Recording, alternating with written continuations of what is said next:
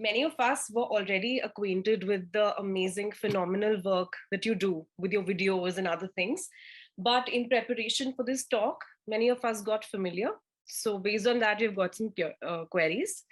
So, the first question is that in many of your interviews, you mentioned that one cannot be spiritual if one eats animals at the same time. So, when cruelties behind milk and meat consumption are highlighted, people who are not vegan, they tend to get very defensive. So, this question has two parts. The first part is, what does such defensiveness indicate from the prism of spirituality? And secondly, that given that the meat and milk consumption and demand has increased dramatically in India, so does this point towards a large scale spiritual crisis? And if so, what kind of an approach can be taken while talking to people about animal cruelty and also veganism? This was Sunaina's question.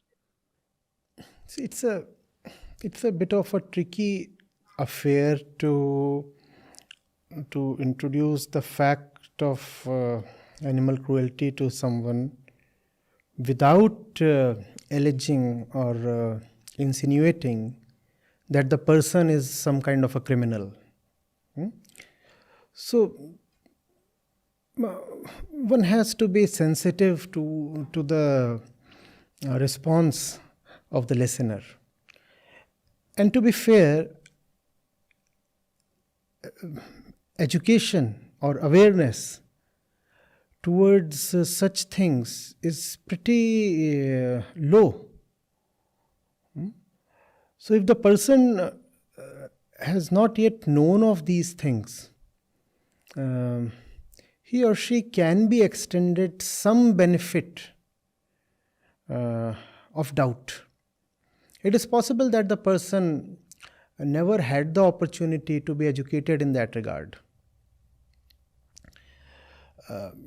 Vegans sometimes exhibit a holier than thou kind of attitude, an aggression that is counterproductive. Even I am guilty of that. I've seen that. But when you look at someone who comes from a meat-eating family, or the traditional kind of Indian Vaishnav family where milk and kheer and dahi are a staple, then it comes as a shock to that person that milk involves cruelty. It's a totally alien and a disturbing concept. So it has to be brought out with due expertise.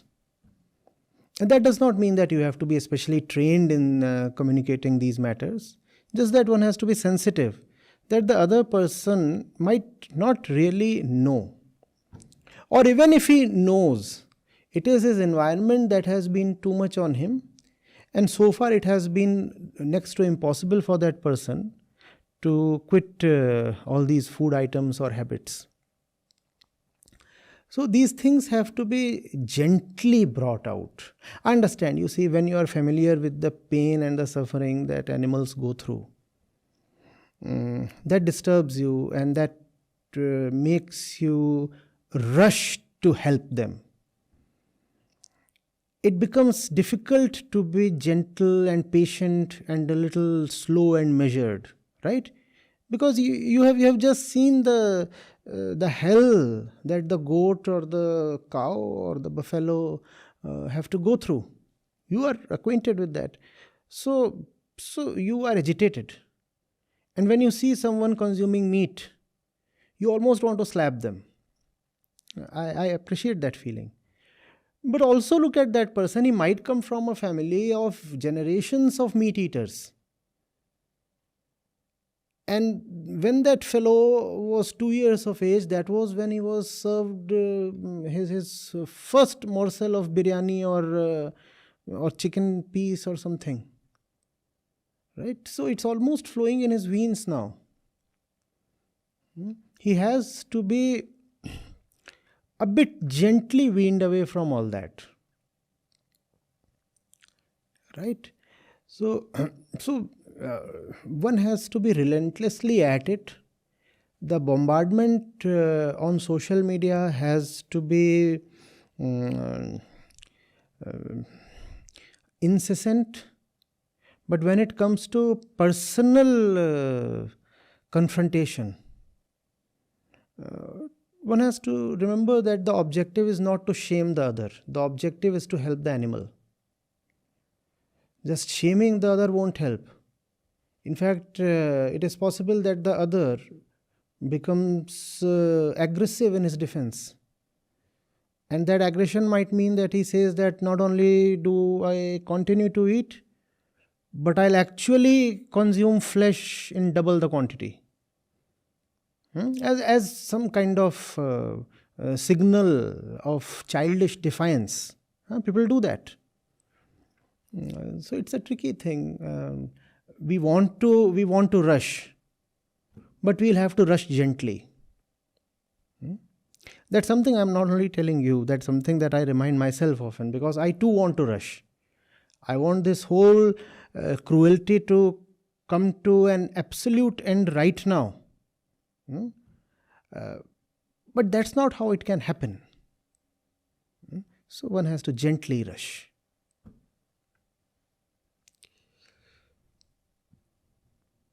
And the second thing you said that is it symptomatic of a wider spiritual crisis? Of course it is. Of course it is. Of course it is. The very philosophy of life has gone all wrong. We have been told that individual happiness is the purpose of life. One lives to consume, you live to be happy for yourself. Of course, you can add these little goodies like compassion and helping someone, and all these are little tidbits that you add to the overwhelming project of self-satiation. But they are just that, little tidbits. The overwhelming theme of life is personal pleasure. That's the philosophy we have been fed since our birth. And that philosophy is a very violent one.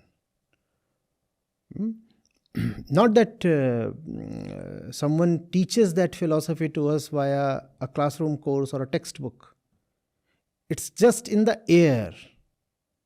Right? You look at a hoarding, a billboard, you look at the way a shop is structured, you look at the clothes people are wearing, you look at the voice of somebody, a marketing professional or somebody, and it's the philosophy is contained there, it's embedded there. So we are being subliminally educated, rather indoctrinated, conditioned in that philosophy. And that's the spiritual crisis. See, spirituality is basically, simply about realizing who you are. And a clear fallout of that is that you no more care for your personal desires. I am not the person, so how can I be so particular about my personal desires? That's what all spirituality is about. I am not the person I appear to be. That's not my reality. That's just my appearance. The person is my appearance.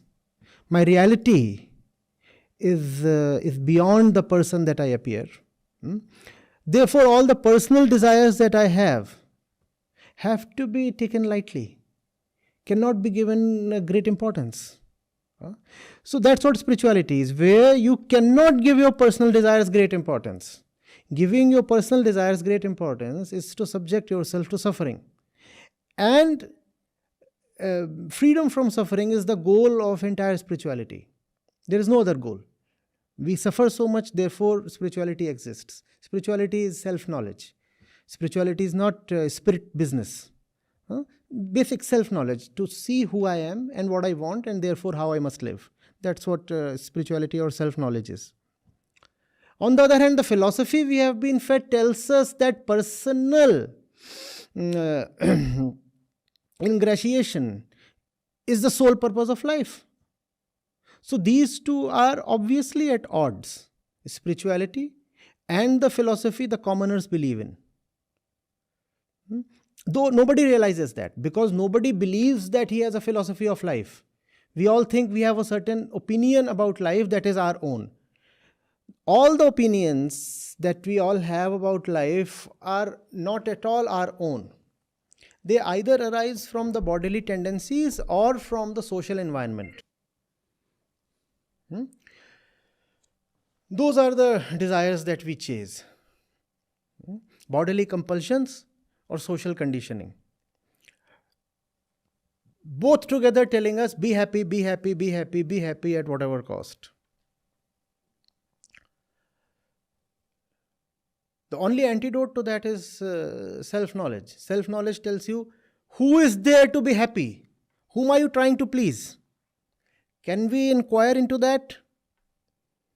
It's all right to be happy, but who exactly is the one being fed happiness at such great cost? It's like you are drunk and you're trying to feed yourself and you do not even know who you are and therefore where your mouth is. And some imposter, some fraudster is standing right behind you with his mouth wide open, and you pick up the morsel and you feed them, and you're thinking you're feeding it to yourself. Somebody else is being fed when you are trying to fulfill your desires.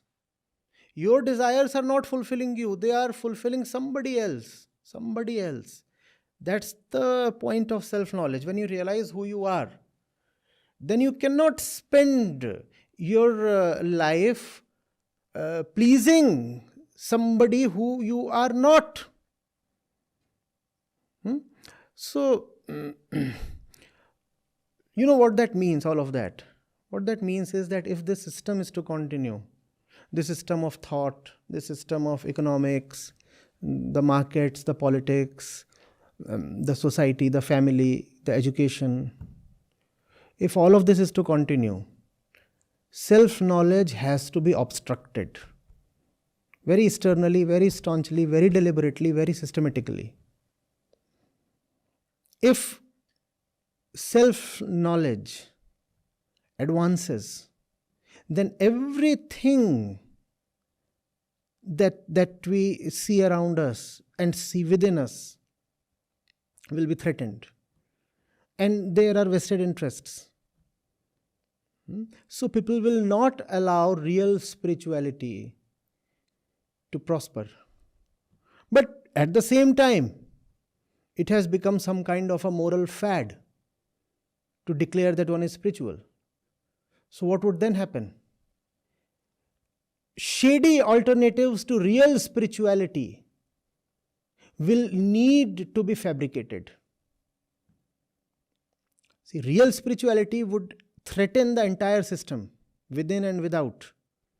Right from the kindergarten school to the parliaments of the world. Everything will be threatened if real spirituality advances.